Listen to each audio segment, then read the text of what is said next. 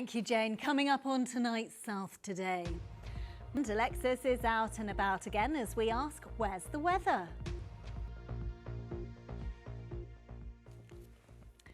Hello, very good evening to you. I'm Jo Kent. When Dame Deborah James and Radio 1 DJ Adele Roberts shared their experiences of bowel cancer, it led to an increase in people getting symptoms checked out early. And it was after hearing their stories that Abby Watson from Banbury went to her doctor. She went for tests and treatment, but has since received a stage 4 terminal diagnosis. Abby is now beginning a new treatment following a successful fundraising campaign, and she wanted to share her story with us in the hope it might encourage others to get any symptoms checked out early. Yeah, big thank you to Abby for sharing her story, and we all wish you all the best. Well, earlier I spoke to Alice Davies from Cancer Research UK, and she began by outlining the range of symptoms that could be a sign of bowel cancer. And thinking about Abby's story again, I mean, when she went to the doctor, she was already at stage 4. Symptoms didn't seem to worsen. Is that common with bowel cancer? There have been some quite well publicised cases, you know, obviously Dame Deborah James, very famously, also the Radio 1 DJ Adele Roberts, and our case study, Abby. I mean, they're all quite young, relatively young women. I know there is screening available, but I believe it's only for over 60. So should this testing be made available for younger people? So, I mean, we have sadly heard of people recently who've lost their battle with bowel cancer, our BBC colleague George Alagaya being one. But actually, it does have quite good survival rates, doesn't it, if it is caught early enough? Yes. Davies from Cancer Research UK, thank you so much for your time today. Thank you. Well, Abby wanted to share her experience in the hope that it would raise awareness of the symptoms of her condition. And that's something Beth Budgeon from Berkshire was also keen to do. Beth developed sepsis last Christmas, which resulted in her having both legs amputated and a long stay in hospital. She's now home and shared her story with Jo Campbell.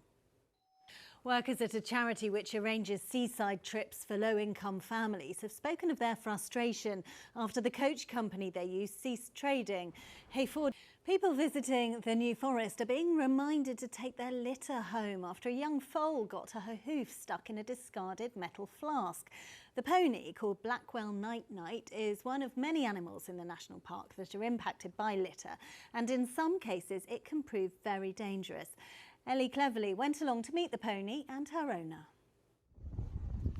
The inspectorate says it'll carry out a detailed examination of Gatwick Airport's plan to bring its emergency runway into regular use, which the airport says it needs to increase capacity.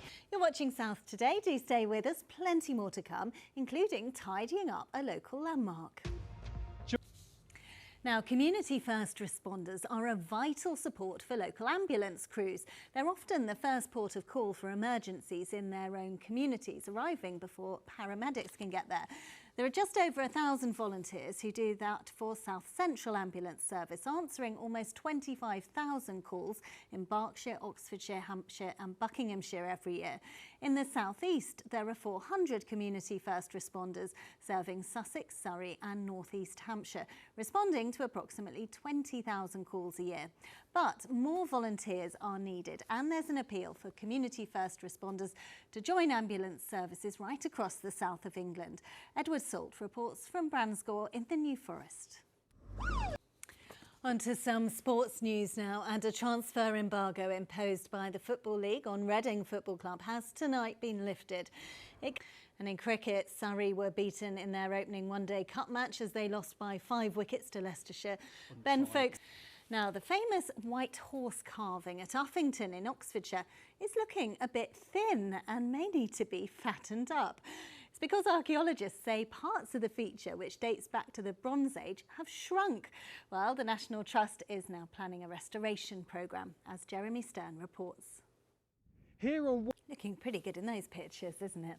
Well, now it's Thursday, which means it's our feature, Where's the Weather, when Alexis is out and about bringing you the forecast from a secret location in the south. Now, all day we've been giving out some clues on our social media pages, but did you manage to guess where Alexis was heading today? Let's find out, shall we? I did see some correct answers, but time for the big reveal, Alexis. Thank you, Jo. Yes, we are. That's more like it, isn't it? Well, that's all from us for this evening. Tom Hepworth will have your late news at 10:30, but we'll leave you with some pictures from an unfortunately not too sunny Sandown. Bye-bye.